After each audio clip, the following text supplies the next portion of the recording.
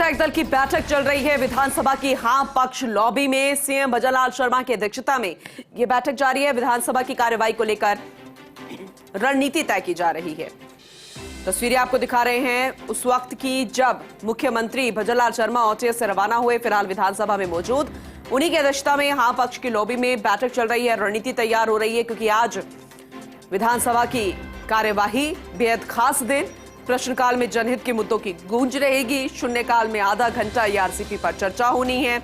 उसी को लेकर स्ट्रैटेजी तैयार की जा रही है क्योंकि ये चर्चा बेहद खास होगी। सवालों के जवाब देने होंगे, हंगामेदार रहने की पूरी संभावना। ये चर्चा क्योंकि एआरसीपी को मंजूरी मिल चुकी है, जो कि लंबे समय से कांग्रेस का मुद्दा रहा है, जिसे लेकर केंद्र सरकार को वो घेरती रही है। लेकिन केंद्र सरकार के हस्तक्षेप और उसके सहयोग की वजह से ही मध्य प्रदेश और राजस्थान में सहमति बन गई है, क्योंकि अब सिर्फ राजस्थान ही नहीं, मध्य प्रदेश भी के कई इलाके गीले होते नजर आएंगे जो कि सूखे पड़े थे, जहां पर दरकार थी उस पानी की।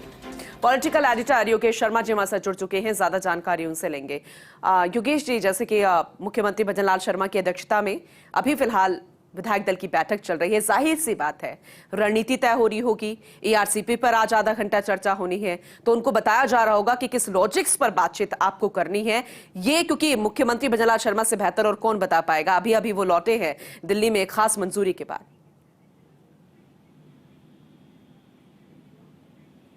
देखिए पूनम, सबसे बड़ी बात है कि आज मुख्यमंत्री का रिप्लाई और उससे पहले बैठक किया जाना अपने में बहुत ही महत्वपूर्ण है। इस बैठक के जरिए साफ तौर पर आगे की रणनीति बनाने का काम होगा।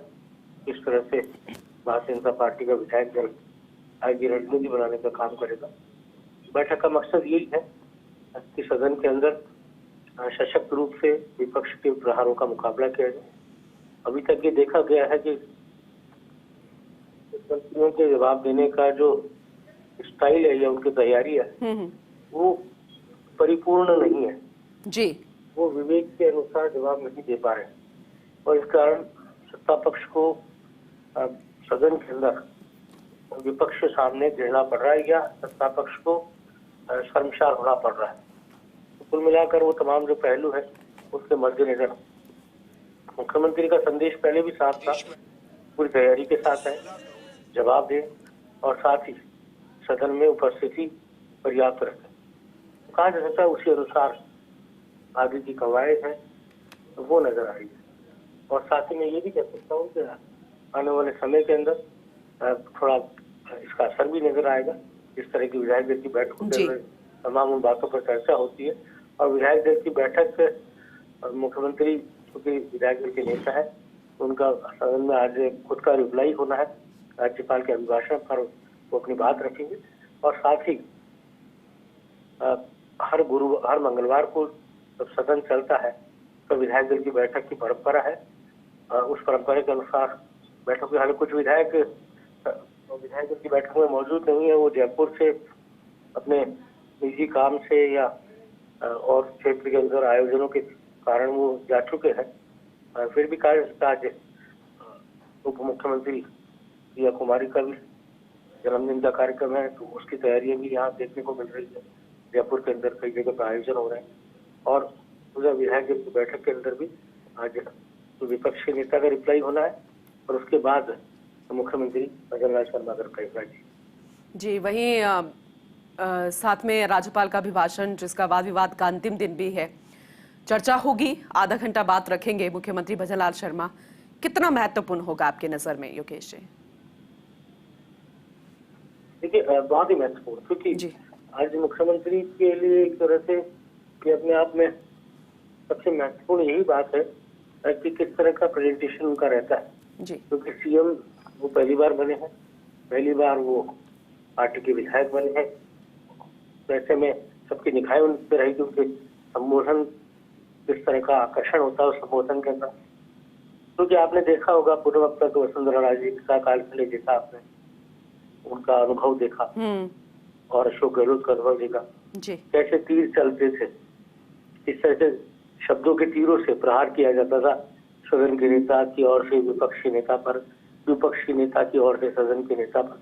तो ये तीरों की राजनीति है, जो शब्दों के प्रहार है, जो आरोप प्रत्यारोप का एक अलग तरह का राजनीतिक सिलसिला है, अब वो उसकी एक महत्वता यहाँ पर नजर आती है। जी। इस तरह के संबोधन जब होते हैं, इन संबोधनों का बहुत ज्यादा महत्व होता है।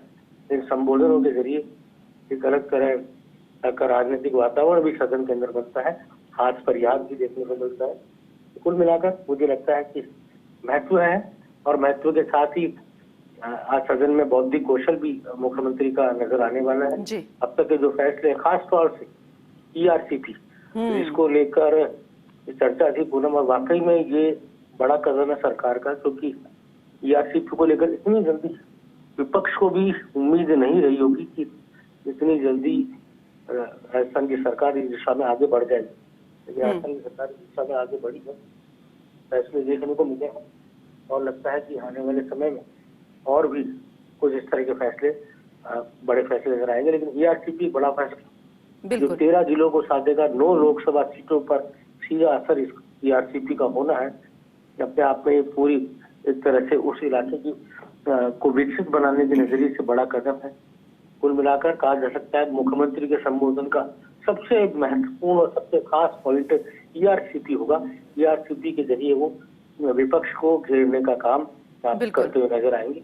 जी योगेश जी, क्योंकि जैसे कि आपने जिक्र किया अशोक गहलोत का भी, जो कि पूर्व मुख्यमंत्री रहे हैं, पूर्व मुख्यमंत्री वसुंधरा राजे का भी, तो जब भी वो अपना संबोधन देते हैं तो एक अलग सा अंदाज उनका नजर रहा है, चाहे वो व्यंग बान हो या शेरो शायरी हो। तो बेहद दिलचस्प होगा मुख्यमंत्री भजनलाल शर्मा को सुनना भी, उनके संबोधन को सुनना भी, कि आखिर उनका अंदाज कैसा रहेगा, क्योंकि लंबे समय तक वो बोलते नजर आएंगे विधानसभा में।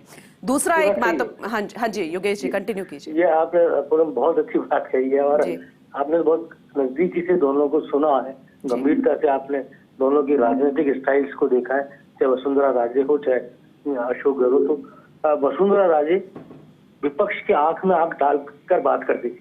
उनकी सबसे बड़ी स्टाइल यही थी, जब तो मैंने उनको नोटिस कर किया विधानसभा में, और उनका आकर्षण इतना अद्भुत था कि विपक्ष कई मौकों पर कुछ कह नहीं पाता था, निरुत्तर हो जाता था, गर्दन नीची कर लेते थे विपक्षी नेता। वो समय भी मैंने वसुंधरा राजे का देखा है।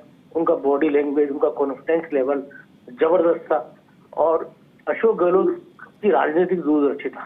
उनके राजनीतिक व्यंग्यबाण इतने खतरनाक होते थे कि उसका मुकाबला करना भी विपक्ष के लिए आसान नहीं होता था। अक्सर एक मुझे आज भी ध्यान है, एक बार वो गुलाब चंद कटारिया कहा था कि आप वही गुलाब चंद कटारिया है जो गृह मंत्री हुआ करते थे, और एक कांस्टेबल का ट्रांसफर नहीं करा पाते थे आप।